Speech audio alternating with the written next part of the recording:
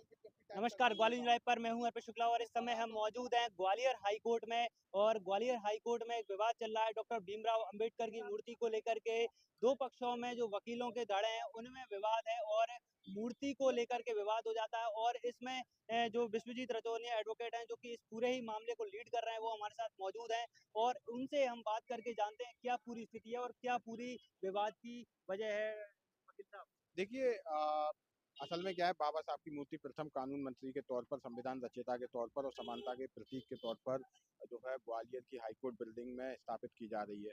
हम लोगों के द्वारा ज्ञापन दिया जाता है और उस ज्ञापन को जो है माननीय चीफ जस्टिस संज्ञान पर लेते हैं और मूर्ति लगाने का आदेश करते हैं। उसके बाद जो है सभी के सहयोग से मूर्ति लगाई जाती है, लेकिन बीच में जो है कुछ चुनिंदा लोग जो है मूर्ति के विरोध में अचानक से आ जाते हैं।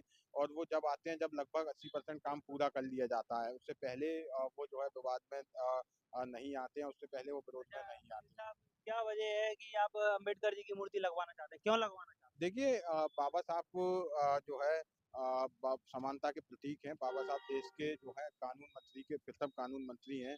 बाबा साहब इस देश के संविधान के निर्माता हैं और जो न्यायालयीन व्यवस्था है वो इस देश के संविधान के मुताबिक चलती है।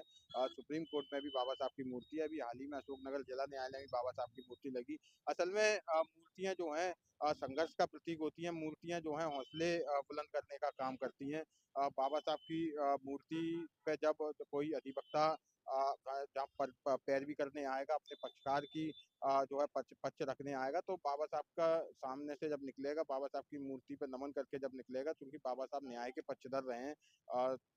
संविधान को मजबूती से लागू करवाने के लिए ये ज़रूरी है कि प्रत्येक व्यक्ति तक जो है न्याय पहुँचे, गरीब वंचितों तक न्याय पहुँचे। तो ज़ाहिर-सी बात है कि अच्छा, जो विरोध कर रहे हैं तो क्या जातिवाद का भी एंगल है क्या है वकीलों में? नहीं, किसी भी प्रकार के जातिवाद का एंगल नहीं है, सिर्फ़ चुनिंदा लोग जो है विरोध करने का काम कर रहे हैं। और बात हमारी एक है, सभी अधिवक्ताओं ने आज सैकड़ों की तादाद में अधिवक्ता उपस्थित थे। अगर किसी प्रकार का विवाद होता तो आज सैकड़ों की तादाद में अधिवक्ता उपस्थित नहीं होते और सबने एक मत से सर्वसहमति सम से लग रही है। सर्वसहमति से जो सहमति देने का जो काम किया है। और जो आज ज्ञापन देने गए हैं उसमें सैकड़ों अधिवक्ताओं ने एक साथ माननीय रजिस्ट्रार महोदय से कहा है कि हम इस मूर्ति के लिए आपको धन्यवाद देते हैं, आपको आभार व्यक्त करते हैं आपका कि आपने इतना बड़ा ऐतिहासिक फैसला लिया है। और सभी ने एकमत होकर के कहा कि बाबा साहब की मूर्ति जल्दी से जल्दी निर्मित की जाए और 14 अप्रैल को उसका इनॉग्रेशन किया जाए।